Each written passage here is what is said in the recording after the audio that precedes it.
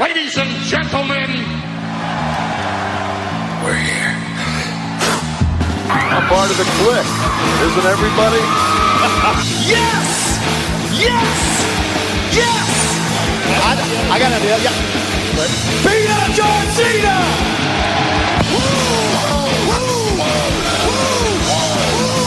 Give me a hell yeah!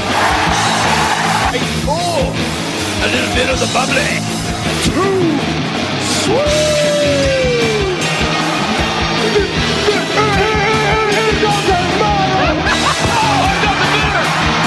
This is where the power lies!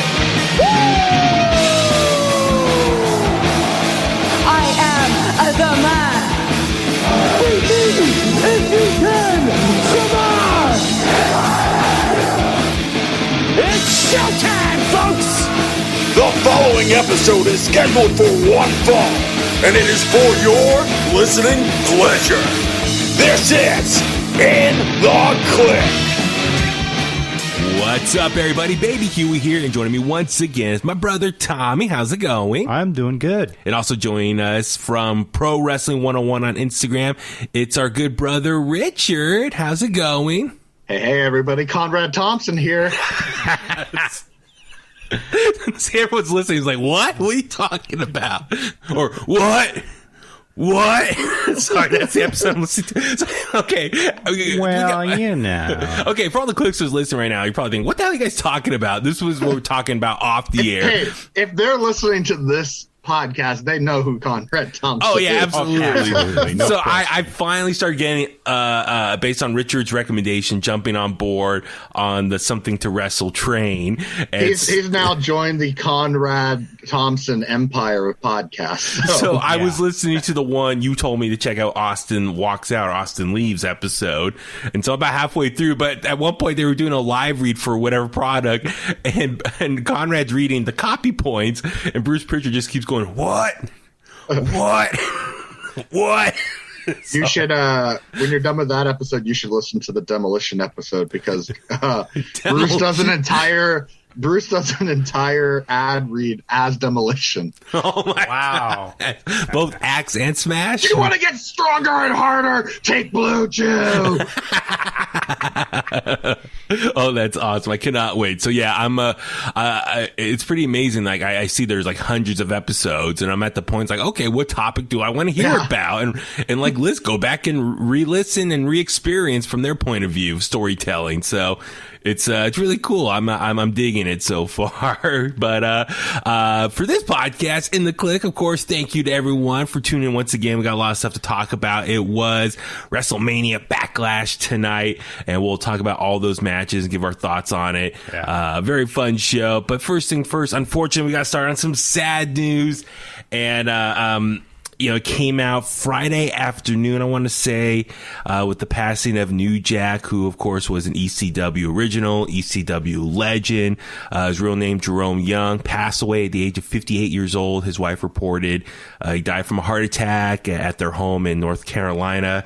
Man, I mean, we've all had a couple days to kind of sit on this and think about it and process it. All three of us, we lived through the 90s and grew up on the ECW stuff and the matches, everything he did there. So yeah, Richard, I'll throw it to you, man, just because, with your Instagram account, Pro Wrestling 101, you post a lot of cool ECW throwback stuff. So I'm definitely assuming New Jack was one of your favorites. So yeah, please, your thoughts on all this. New Jack, to me, is the greatest wrestler to never win the ECW Heavyweight Championship.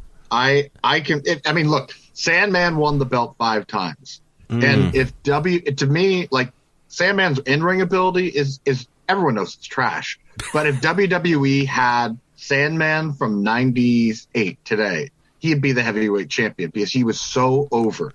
And the person probably right next to him is either Taz or New Jack. Those are like the top 3 guys who get the biggest pops in ECW. Yeah. And I remember my first time seeing New Jack was, I remember renting VHS tape from Hollywood Video, and it was like a compilation of ECW stuff. This is my introduction to ECW. Okay. And it was the Eliminators, Perry Saturn and John Cronus against the Gangstas, New Jack and Mustafa in a cage match. And I just remember being so annoyed by it because the entire match, they're playing Natural Born Killers. Yeah. And I'm just like, I'm saying I'm annoyed because like I've never seen anything like it. It's just kind of like, it's chaos. And then it's a bloodbath. And like, then every other time I see New Jack, it's just like, okay, I'm starting to get into this. Like, it's just like, it's like the soundtrack to the violence you're watching. And it's just Exactly. like, Yeah. dear Lord, like this is terrible. Like it's in a good way. Like it's so violent. And I mean, you can't help but to be into it because of the way the fans are acting. You know, like they're losing their minds because New Jack just came out.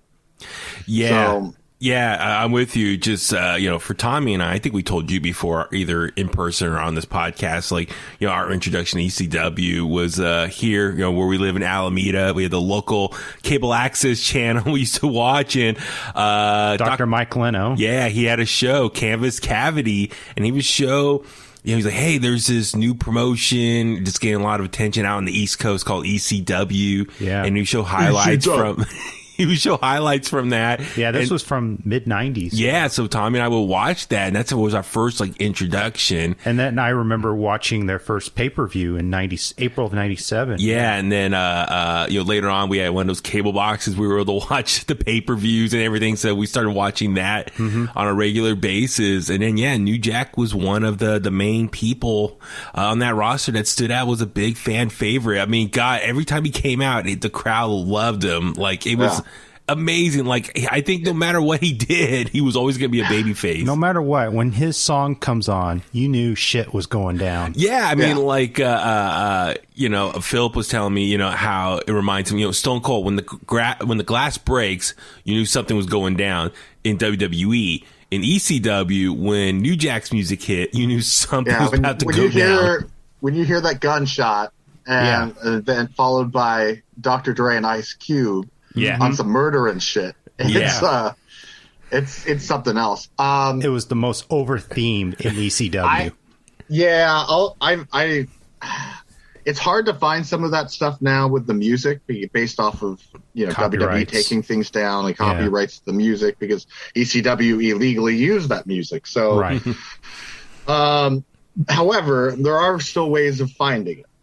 Oh yeah. So. Because I'm a freak for that kind of stuff. If you can find on eBay, not Amazon, if you go on eBay and you are a fan of ECW and maybe you either just can't find that stuff or you never saw it in its original form, you can go on Amazon and because this is eBay? eBay. Sorry. This is how I repurchased some of this stuff when we moved over to DVDs. Okay. Find the ECW DVDs that you want.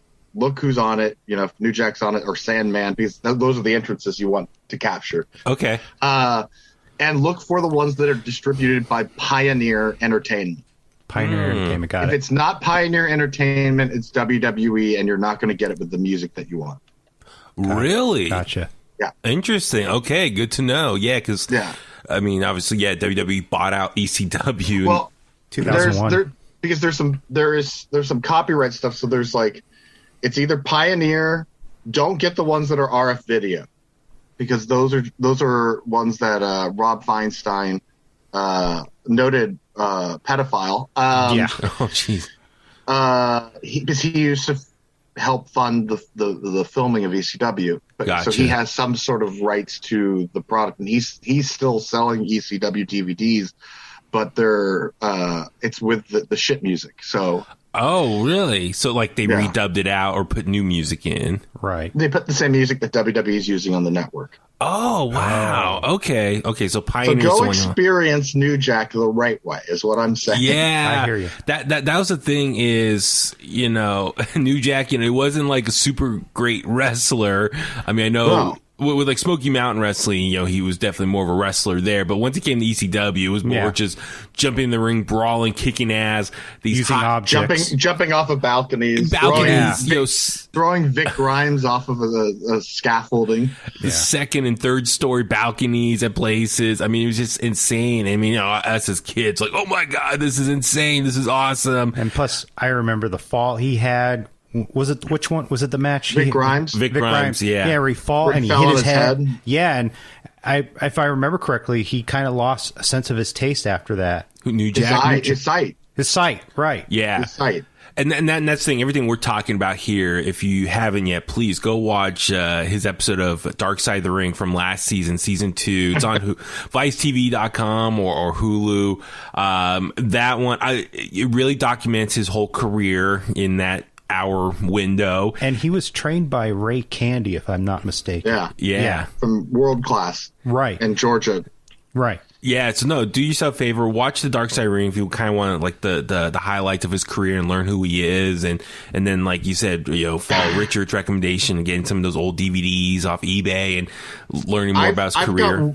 I've got one thing on my page that has the original music. I think it's a 6-man tag with New Jack, the Baldies, and New Jack against the Baldies. New Jack is teaming, I think, with Balls Mahoney and Axel Rotten. So I'll repost that to my story. Okay. And tag you on it so you can, if you want to reshare it. Yeah, please. Please do. That'd be great. Yeah.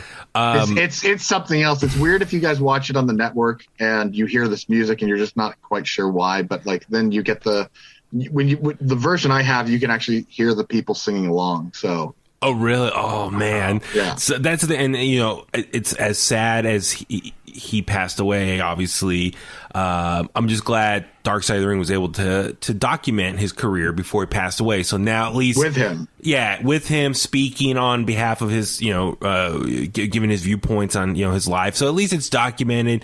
His words, those tapes will live on forever. So, unfortunately that now he's gone, but at least that's been documented and you can go back and watch his takes on everything. But I was surprised he was 58. I thought he was I was too. I didn't know he was that old. I thought he was a little bit younger. So if you think about it, ECW, he was in his 30s already by that point. So I was a little shocked by that. But then again, the fact he's 58 and lived that long, he's been very open about his drug use and things that he does in his personal life. So the fact that his body lived. I'd also recommend his book that he wrote before he died, where he also discloses in that book that he's the one that brought drugs into the ECW locker room.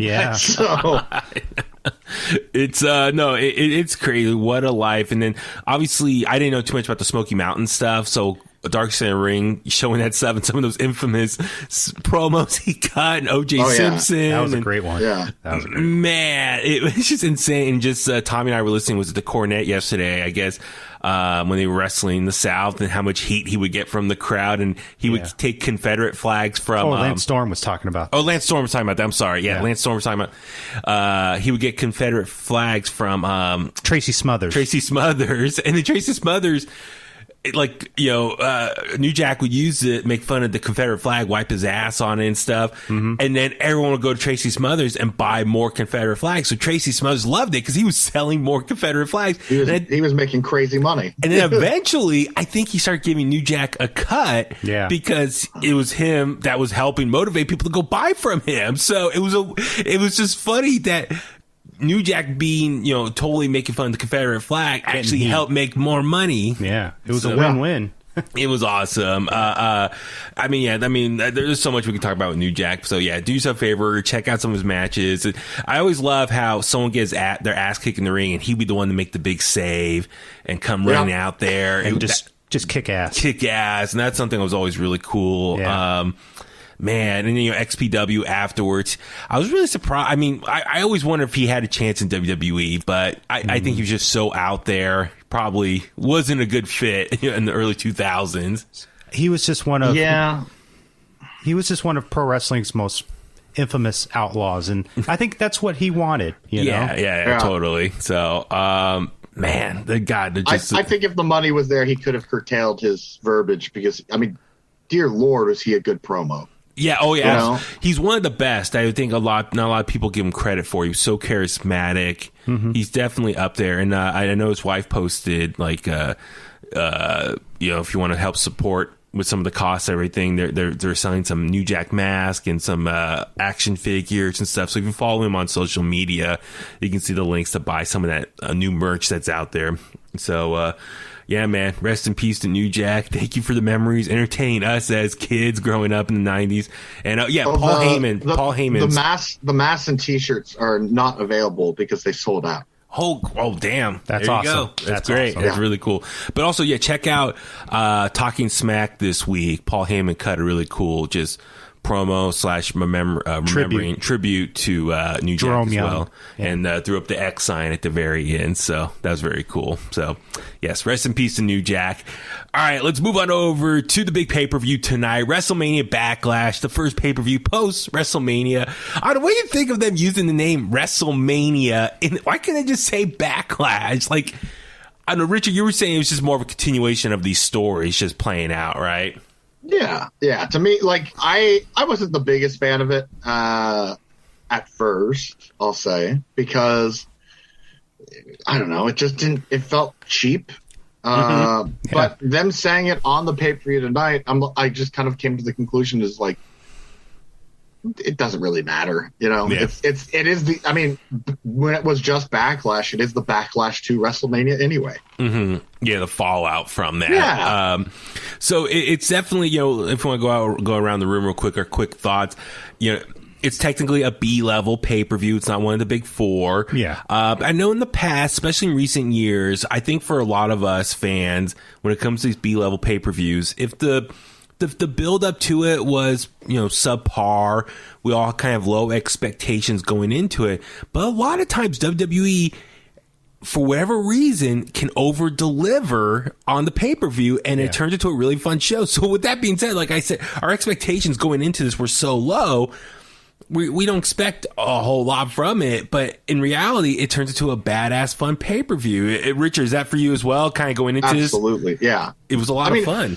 I was kind of under the impression the last couple of weeks that Raw and SmackDown are going through the motions. Through the motions because it's continuing the storyline. So I wasn't too upset like the rest of the world was apparently with the last few weeks. And I wasn't watching that seriously. Mm-hmm. I was watching, but I wasn't watching with like a fine tooth and comb here. So especially Raw the last couple of weeks. Yeah. So like for me, it was I just took it as that, like it wasn't a big deal that things were a little slower than they've usually been, but I had high expectations of this pay-per-view and it delivered. Yeah. How about you, Tom? What do you think overall of this pay-per-view tonight? It was just rather, I don't know, the build up for it was rather suspect to me, but, like we all agree, it just over delivered. Yeah, the matches itself were a lot of fun. And so let's just go through this card real quick. I mean, the kickoff show, they had Sheamus with another U.S. Open challenge, and Ricochet answered the call. It was interesting. Ricochet was wearing black jeans and boots. I was like, did he not prepare? Did not think he was going to wrestle tonight? Did not have his ring gear with him? So he literally comes running out there in jeans and he still delivered a pretty good match in those jeans. It was still high flying, but Sheamus still kicked his ass and ultimately picked up the victory. Mm-hmm. And then Ricochet threw on Sheamus's coat and hat and was mocking him. So I'm guessing maybe this could be the start of a little program on Raw moving forward. So if it gives Ricochet some TV time, I know a lot of people will be happy. Yeah, I didn't watch it, but it was an open invitational, right? Was it? I thought it was. Well, that's what Sheamus is doing that with the belt. The U.S. title. Yeah. So he went out there and it was an open challenge. So maybe that's why he was in the jeans, is more so that to sell sell the fact that it's an open challenge. And it was last minute. So Ricochet's like, okay, I'll take this opportunity to go out there. And Ricochet was saying he really wants to get back that U.S. title. And I was like, wow, that's right. He was U.S. champion in 2019. So I guess that's the angle they're going to try to go for right now, is Ricochet maybe wants that U.S. title back. So that could be interesting. Yeah. Was he North American champion in NXT? Yes. Yeah. Okay. Second. He was the second one. He beat Adam Cole. Right. and then Bebe. Yeah. So no, it'd be interesting to see what I'll be down for a little program between the two of them. Ricochet, I haven't watched it, but apparently him and Mustafa Ali have been putting on some banger matches on Main Event. That's what I just heard. I have not watched it, but you could catch it on the network. Apparently Jeff Hardy's been on Main Event a lot lately too. I would be suspect, Danny, of people that are watching Main Event. So yeah. I was like, I think their standards are a little low. I was like, wow, if you're watching Main Event, you're a hardcore WWE fan at this point. Same goes for 205 Live. Yeah, exactly. So the main show started here. It was a triple threat match for the Raw Women's Championship. Rhea Ripley defending against Asuka and Charlotte Flair. Going into this, I know a lot of people were a little frustrated that Charlotte Flair kind of inserted herself. Why? Just from a storyline standpoint, for me, they're not being fair to Flair. You got to be fair to Flair. Yeah, Sonya Deville, had made that clear. She thinks it's the right call to insert her in. So, but dude, this match I thought was really good, and I really thought adding Charlotte Flair was the right call because. For me personally, yeah, because I thought Asuka and Rhea Ripley and we talked about this before for weeks, I just don't think they have really good chemistry together in the ring, and their matches have been subpar. So Charlotte Flair really amplified this.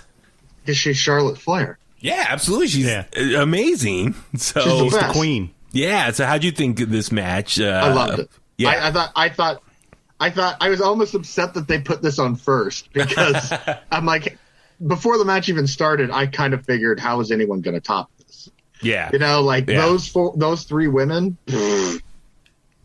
like there's not anyone better. Mm-hmm. Yeah. No, it's Charlotte Flair, her intensity. I like her ring gear too. It was like Cruella DeVille, 101 Dalmatian inspired gear. Yeah. So it was much smaller than the gear she typically wears too. I know. Yeah. It was interesting too. So Tommy, how about you? Oh, I thought it was a good, decent match, and the pacing was really good.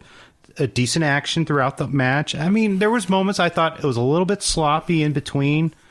But overall, Rhea Ripley was the correct winner in this match. Yeah, I mean, and Charlotte was outside the ring, and Asuka got stuck by Rhea Ripley, and she hit the riptide on her. Mm-hmm. Asuka had to eat the pin here. I'm a little upset, though, about that. Someone's got to lose. I know. It's just... Asuka, I'm worried what's next for her. You guys know I love Asuka. I thought she was a great... champion, dominant champion. Or the early part of the pandemic when they were relying on more of the personalities to play out, especially with no crowd in attendance. Unfortunately, I think the last few months she was more of a joke when she was tag teaming with Charlotte Flair, and then she wasn't wrestling as much and defending the title. That's my concern. But she was still the champion, and she was a double champion. So it's kind of like true. If you're worried, I would say to that the company puts a lot of faith into her to hold on to it. Yeah. I wonder what's going to happen with her next. And like, is she, I don't want her to fall off TV. I want to still see her. She's still such an amazing in-ring performer. Now, granted, maybe Rhea Ripley and Charlotte are probably going to have something moving forward now because Charlotte Flair really wants that 14th title reign. So I think that's going to be the big chase for her and trying to overcome Rhea Ripley. Let me ask you this, though. My one thing I was kind of a little annoyed with was after the match when Charlotte was outside and pointing at Rhea Ripley. And Rhea Ripley started doing that little, thumb to the nose and waving the fingers like, nah, nah, nah, nah, nah. She kind of has been doing that lately. Very Little Rascals. A little kid, immature kid. I don't know. What do you think? As your big top... champion, she dresses like a rock star, heavy metal, like a goth / a fan of Judas Priest, gear, and she does this little kid immature thing. I don't know, it just seems so odd and out of place. She is what, 24. Yeah. There's your answer. Because I feel like, simply put, you have this dominant look. You're massive. You're badass in the ring, and then you still do this little kid gimmick thing. I was like, cut that out. You want them to be a little more mature. Yeah, just look more ferocious. So it just looks like you said, immature, out of place. But she's catering to that age range. So I think that's kind of it. It's kind of that tease. Because look, we're all above 30 here, so it's just it's kind of like, oh God, she's acting like a child. And it's like, well, she is.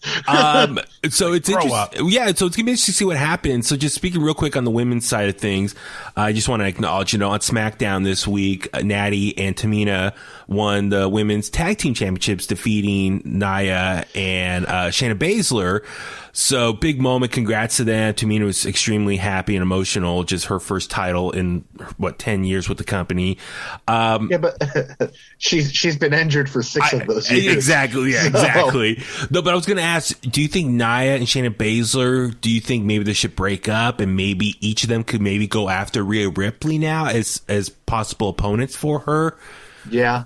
Yeah. I can see that. So I wonder if they took the titles off her. I'm in the minority, and I like them as a tag team. So yeah, they've really grown on to me in the last few months. Yeah. So I wonder if they pulled the trigger on them losing the titles, therefore to give some fresh competition to Rhea Ripley in the main event scene, or Charlotte Flair and vice versa. So and then Tamina and Natty, since they're the tag champions, they can cross brands.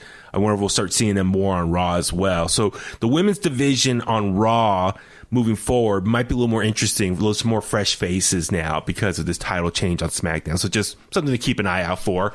Next up, we saw the Mysterios take on the Dirty Dogs for the SmackDown tag team titles. During the kickoff show, we saw Dolph Ziggler, Robert Roode, who I said were doing like their best 80s impression of like high school bullies. Like, hey man, they came up on Dominic Mysterio.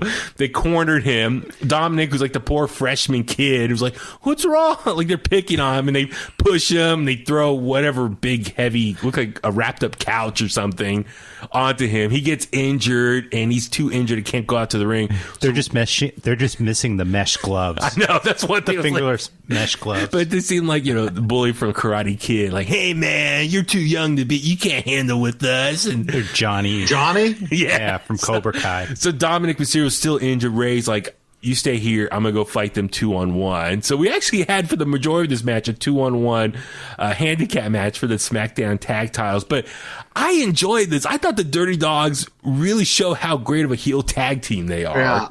Yeah. This was a main event caliber tag team match to me. Yeah. Like you could have, maybe they should have ended the show with this because of, no, seriously, listen, think about it. Because that's the first time in WWE history a father-son tag team win the championship. Mm-hmm. You're never getting that again, or for how long? Who knows? But like that was such a cool moment. Really good match. Yes. I mean, Bobby Roode is kind of cursed with being the best tag team wrestler out there. He's taking that from Cesaro, because Cesaro had that for the longest time. Cesaro had what, 3 different tag teams he was champions with? Yeah. It goes Buff Bagwell, Kane, Cesaro, Marty and Bobby Jannetty. Roode. Yeah. Jannetty. So, no, but Robert Roode, yeah. Oh, yeah, because you think about it with TNA, that's right, all the tag teams there, and then here. You're right. Because he was with Chad Gable as well. Oh my God! Now you're making me think of like all the Robert Roode, Bobby Roode tag team combinations he's been in. That'd be a good question. I didn't realize he's 45 too. I looked it up earlier. Beer money. Yeah, and then he's talked about it on podcasts. His age, he thinks, is a benefit because he's taken half the bumps. Because he worked in TNA for so long? Because he worked in tag teams for so long. Oh, got it. That's true. Okay. That's true. Interesting. So, yeah, he looks great still. Like, he can still go probably like another 5 years at least. like LA Knight. He's like, what, 38, 39? I think so, yeah. He's still in phenomenal shape. Yeah, so, but this match here, I really enjoyed the storytelling of like Ray trying to tough it out 2-on-1, and the Dirty Dogs just, constantly switching, taking turns in, beating the crap out of him. But then Dominic finally, towards the end, he comes stumbling out there, and at that point, he's going to get the hot tag and something big's going to happen. So Ray at first was hesitant to tag his own son, and he's like, no, you're beat up. Then finally, he tags him in, and Dominic, makes the big save and hits a frog splash on Robert Roode and gets the pin. But Tommy, you made a funny comment. His frog splash, though, it just felt a little flat. It didn't have much impact on it. I felt. Is it because he's a really skinny, lightweight person? Yeah, it didn't have enough like oomph to it. Yeah.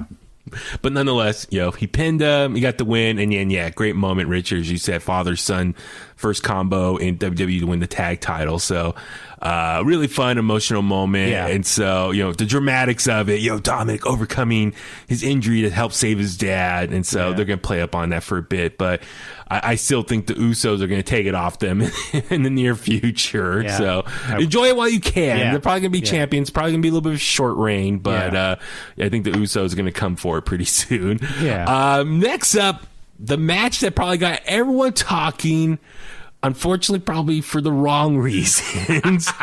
What? What are you talking about? Damian Priest taking on The Miz. This is a great match. What are you talking about? Oh, my God.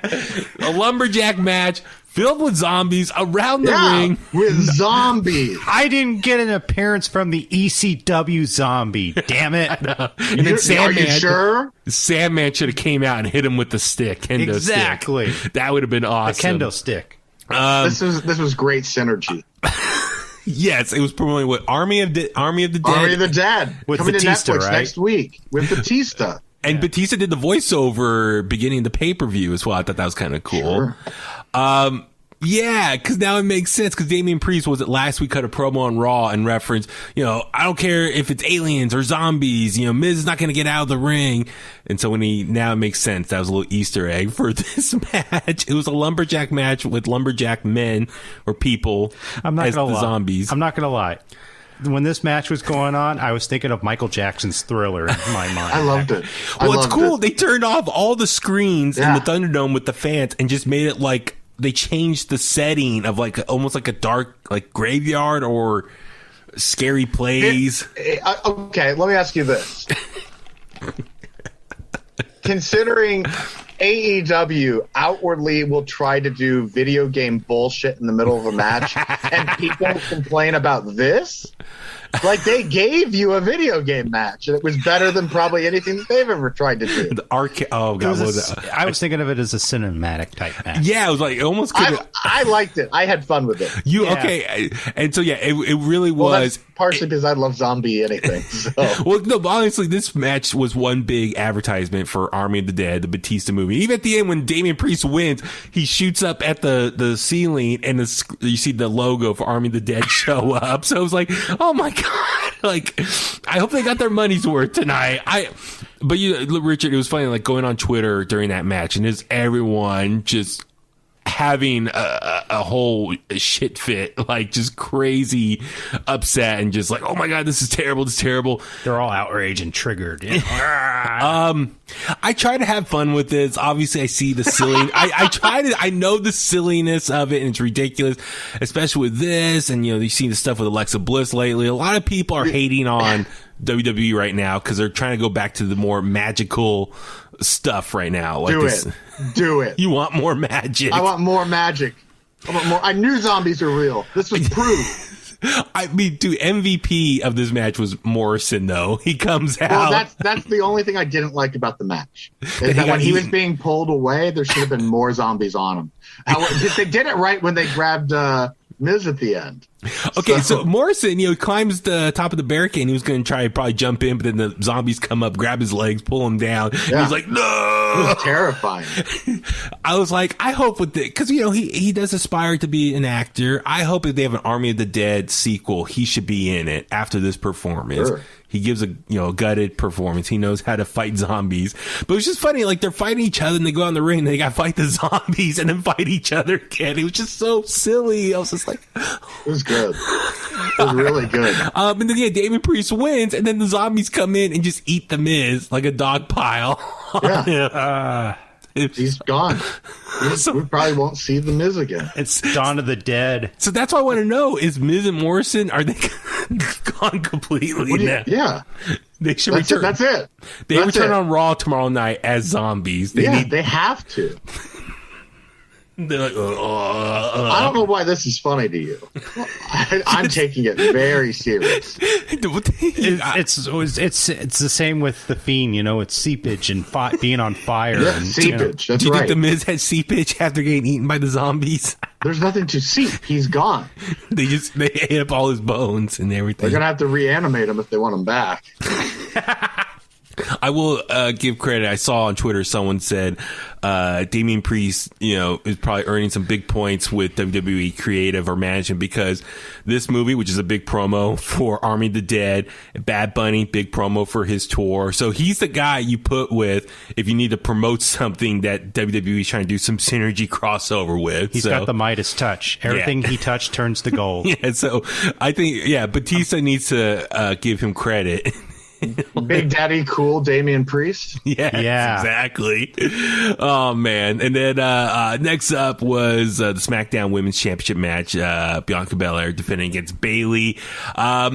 This match on Friday on SmackDown, I really like Bayley's promo that she did via satellite to Bianca Belair in the ring. She really got serious and said, "Bianca, look at yourself. You got the hair. The what do you call it? The hair." Big ponytail. You got a ponytail, the way you dance around. You're just like me a few years ago. It's like looking in a mirror, and then she got really serious. And that's when I really started buying into this match. Oh, yeah. And this match, I really thought Bayley was really intense, and she sold her ass off for Bianca as well. But yeah, Richard, what you think about this match between the two of them? This is a hard show to place kind of an order of what I like most on it. I really, really, really enjoyed this match. I thought the storytelling in this match as well was really good. So I like Bayley's new look a lot. It's like she's like got the hair a little bit more wavy and puffy out a little bit, and then she had, like, Tommy, what you said, the artwork. Oh, the artwork on her ring gear was very Pablo Picasso-esque, like abstract, very abstract. Yeah. And she had the Belle Luz. Belle Luz on the back, shaved in the back of Bayley's head. The little artwork on her hair design, so that was kind of cool. I almost think the next time, if they continue this another month, I think it would be good if Bayley beats Bianca to have Bianca chase her and win it from Bayley again. Because I feel like Bayley, if she can just give her good matches. That's one thing, but to I think it would surprise people to see her lose to Bayley, and I think it would help Bayley, and then it would help Bianca to beat Bayley again for the belt. Do you think Bianca is better when she's on the chase for a title? No, that's not what I'm saying. I'm saying, like, if you can make Bayley appear to be a more, because they were having matches before Bianca won the belt, right? Yeah, and Bianca was beating Bayley. So I think Bayley should, after a while, it doesn't mean anything that you beat Bayley if you keep beating Bayley. Okay, so she needs to get one back over on Bianca just to kind of. I think so. I think it would throw people off a little. It was interesting though. They might think that Bayley's going to have a long reign again, and if she only holds it for a month or a couple weeks, and then she loses it again, then people aren't knowing what they're doing with the belt. I think that's kind of interesting. Also, it was just also interesting that Bianca Belair used her own hair to hold down Bayley for the win. So she, as a babyface, had to cheat a little bit to get the win. So Bayley, I'm sure, can use that for ammo moving forward. Be like, hey, you didn't beat me clean. You had to cheat. Yeah. You use your ponytail, the same one I called you out for that looks like the one I used to have. So I think the fact when Bianca cheated, that probably gives a little more legs, longevity for this feud. So it's not over yet. Because, if Bianca would have won cleanly, she could easily move on to the next opponent. But since Bayley, Bianca beat her by cheating, Bayley has, proof that, hey, I'm not done with you. You can't beat me clean. I want one more shot. I want my rematch. And so maybe, what you said, maybe she can actually win it there. And so, no, good stuff. And then, next up, second to last match of the show was, for the WWE Championship, another triple threat match. Bobby Lashley defending against Drew McIntyre and Braun Strowman. I don't know about you guys. I think this might be this is my favorite match of the night. This was physical as hell. I think I've told you guys before, I'm not always the biggest fan of triple threat matches because usually it's just two guys. Same, but as soon as they announced this one, I was all in because it was just kind of like, well, Lashley, to me, his greatest feud outside of Umaga was Braun Strowman from 2 years ago. And that whole LED thing was like one of the coolest moments on Raw in forever. And then then you get Drew McIntyre, who had 2 phenomenal matches with Bobby Lashley last year. And then Drew McIntyre and Sheamus last year, or within the last year. So it's just like you have 3 extremely physical guys. Like, this is just going to be a train wreck, like in a good way. Yeah, 3 big hosses just beating the crap out of each other. But I'm a big fan of that. Yeah, no, that's the thing was, normally, like I said, triple threat matches, it's just 2 guys and 1 guy's outside the ring just waiting, catching their breath and then going back in, and they just alternate. So it's really like 2 on. It's always 1-on-1 for the majority of the match. This one, all 3 of them were beating the crap out of each other on a regular basis, like taking turns alternating. I loved it, but it was like nonstop action. Yeah. The spots and a story within the match, because it looks like they take out Bobby Lashley at one point, and then it's the 2 of them going at it, and then all of a sudden, like a Brock Lesnar match, Brock Lesnar pops in, or in this case, Bobby Lashley hits a spear that is credible. Yeah, because who's kicked out of that spear yet? Has anyone kicked out of his spear? I think all Bobby Lashley's finishers have been. No one's kicked out of any of them yet. Yeah, I don't think. Yeah, I'm trying to think. Drew McIntyre. This is such a cool reign. Yeah, Bobby Lashley as the champion is such a cool reign. Well, that's the thing too. Was like going into this, as far as what was I gonna say? Triple threat matches, WWE, they like to hit it over the head. You don't have to be pinned to lose the title. And so in this situation, Richard, you brought up a good point. The 2 of them took out Bobby Lashley up on the stage through the LED screen on the side panel there. Drew looked and saw that he was gone. Then Braun comes and takes him out, and then they go back into the ring. They're going back and forth. And then Drew McIntyre hit the Claymore on Braun, but then Bobby comes out of nowhere, takes him out, spears him, kicks him out, and he takes out Braun and picks up the victory and retains the title. So great storytelling. Drew McIntyre still looks strong because he hit his own his finisher on Braun. Yeah, Braun looks more versatile because he did a bunch of stuff we haven't seen him do. Yeah, 2 guys ultimately had to take him out, and Bobby as a heel relied on Drew McIntyre to hit his finisher and then make the sneak in and then get the victory. So, but yeah, Tommy, how about you? What do you think? Well, I just want to comment that we all are in agreement that Bobby Lashley has been a solid WWE champion, right? But now who do they set up as a challenger for him? That's the question. I mean, Braun Strowman to me is just meh, And Drew McIntyre, I feel like he needs some time out of the main event picture. Okay. But who do we got left? So, The Fiend, Bray Wyatt, or possibly, if he comes back, Keith Lee? For Lashley? Yes. For Lashley, yes.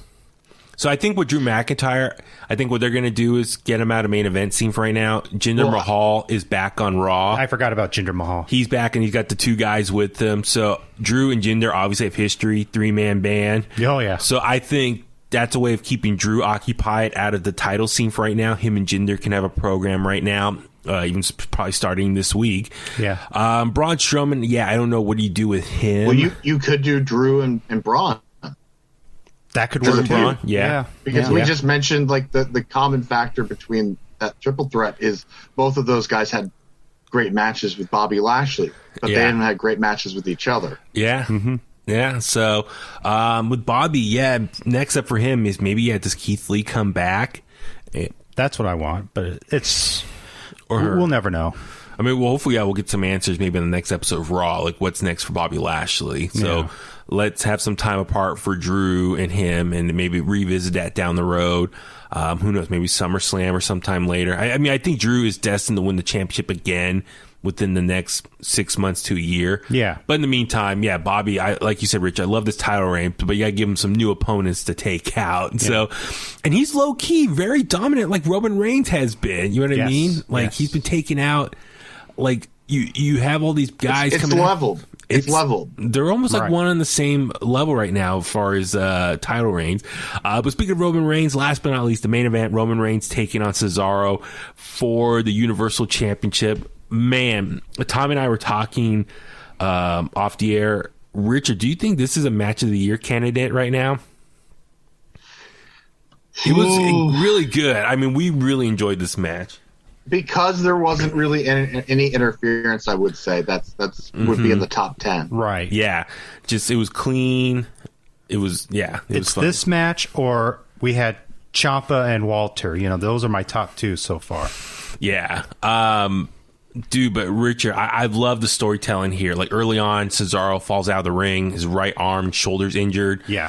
Roman Reigns just starts beating up on that for the rest of the match, and just how that affected Cesaro from doing all of his big, strong moves that he does, the European uppercuts, the perfect swings. storytelling right there. Yeah, so the storytelling. And he was selling it throughout the whole match. Exactly. Yeah. That's great psychology. I mean, right there. that's the more important part, is that, like, when he hits a move with that arm, then he's selling the arm after, shaking it off or whatever. Yes. So Yes. Yeah, I love this match. Even, I mean, I love Cesaro when he reached over the ropes, picked up Roman, and suplexed him back into the ring. That was an amazing feat of strength right there. That was awesome. But I just love how the pacing to this, like Roman would do a big move and then take his time walking, grabbing him, talking crap to him, and then start laying into him and do another big spot. Yeah. So for a 27-minute match, it felt like it moved pretty well. Yes. If I, from watching it, I was like really enjoying beat by beat, waiting for each dramatic big moment to happen in this match. And it's just, man, like I said, Roman Reigns, who would have thought like a year ago? Yeah, like who would have thought Roman Reigns would be putting on these banger matches now in the last few months? It's amazing to me. But anything else from this match that kind of stood out for you? I think that Cesaro proved to be a main eventer. I mean, that stands out the most for me. Is that he's like a top contender now. Exactly. I hope Vince sees it that way, but yeah, that was phenomenal, and it's crazy that was his first title match. I know. Yeah. In what, 11 years? How is that possible? I know. It's he just looked like $1 million in there. and then Roman was talking to the camera and saying, "Hey DB," like Daniel Bryan, like, oh, is he a little S talking there? Yeah. Tommy, anything else for you that stood out for this? No, not really. It was just a great match. Yeah, I mean, one thing I want to ask you guys is, I'm trying to think how I want to word it. The influence of Roman Reigns, I want to say, as far as during his title reign, as dominant as he's been also elevating so many guys on the roster. Like Jey Uso. Jey Uso was always a tag team person, but the fact he's, quote, the main event Jey Uso, he is putting on some great singles matches himself. This is following his matches with Roman Reigns. Daniel Bryan was brought back up to a main event level with his matches with Roman Reigns. Cesaro, who was always like in the mid-card or tag team scene, is now a main eventer. So is that a safe observation or a way of analyzing Roman Reigns? As dominant as he's been also helping guys around him get up to that level. Yeah, absolutely. Sure. And that's why he's a main eventer, and why he's the big dog, and why he's the head of the table. I mean, look, how many matches has Edge had in the last 10 years? Well, more into last year. I'm trying to think what it was. Elevated to main eventer, easy. How many legends come back and they're not main event? Yeah. Oh, absolutely. So that's what I'm just trying to get at is like Roman Reigns. Say what you want to say about him, but in the last year of his return and title reign, all the challengers he's been putting on or going up against have been elevated because of that matchup. Yeah. Yes. And so that's really cool. And so I think Cesaro is the latest one that's like, this is awesome for Cesaro's career. Right. And yeah, you got to thank, Roman and whoever, the powers that be decide to have him go up there. But this match, even though he lost, Cesaro gutted out such a tremendous performance, really comes off as a strong babyface. And then even at the end, he slipped out of the guillotine once, but Roman relocked it and submitted him, and he passed out. Yeah. But then Jey Uso came out, super kicked him. Seth Rollins comes out. What'd you think of Seth Rollins and Roman kind of staring at each other? It's like they looked at each other. Roman didn't back down. Cesaro stares, and then they start laughing, or Seth starts laughing. No, I mean, it's just how can Roman cannot restrain himself from not laughing with that goofy look on Seth Rollins' face? Well, I mean, just and that suit, for crying out loud. Yeah, he looked like David Byrne from the Talking Heads. Yes. Or did he get hit by a Kelly Moore paint truck? Yeah. Well, so then Seth, works on, but then he goes right by him and starts attacking Cesaro some more and beats up on his arm with the chair shot. So what I'm getting at, Cesaro, once again, 3 guys ultimately took him out tonight, and he still looks strong in defeat. So, well, yeah, I guess. You could but I mean, it said all these guys are going after Cesaro because they see how much of a threat he is, and that's how I'm viewing it. As Cesaro, I'm so happy that he's now in this elevated scene. It looks like him and Seth are probably going to continue now. Mm-hmm. What they've been going after, so which is cool. Yeah. But I wonder if Seth and Roman could have something down the road. I think Cesaro and Roman down the road. Yeah. I think because you're moving Cesaro off to the side for a little bit and giving someone else Roman now, who probably we don't know. Jimmy, maybe, that storyline's going to be worked on. So we'll see how that plays out on SmackDown this week. Could be Jimmy, could be Edge, could be Daniel Bryan. You don't know. Yeah. You never know. No, but dude, so much fun. I say, if you haven't a chance, watch the main event. So many great spots in there and storytelling. So very hard hitting. Yeah, hard hitting as well. Good stuff. So let's go ahead, start wrapping things up. Richard, where can all the Kliqsters find you online? You can find me on Instagram and Twitter at BlueChew. And please send your hate mail to at Baby Huey on Twitter, Instagram, and Facebook, right? What? I'm sorry. What? What? God. All right, Tommy, how about you? Hey, you can all find me on Twitter and Instagram at IronFist1982. I'm Baby Huey. Follow me on Facebook at Baby Huey Official, Twitter and Instagram at Baby Huey 83. So just to clarify, 83, Richard. Oh, okay. Well, I don't want people to send their hate mail to you. Okay, thank you. But as always, please subscribe to us on your favorite podcast platform. Rate, comment, share the podcast. Get the merch, link in our bio at In The Kliq on social media. Subscribe on YouTube as well. That helps out a lot. As always, thank you for the support. InTheKliq@gmail.com. And on that note, let's go home. And that's the bottom line because Huey said so.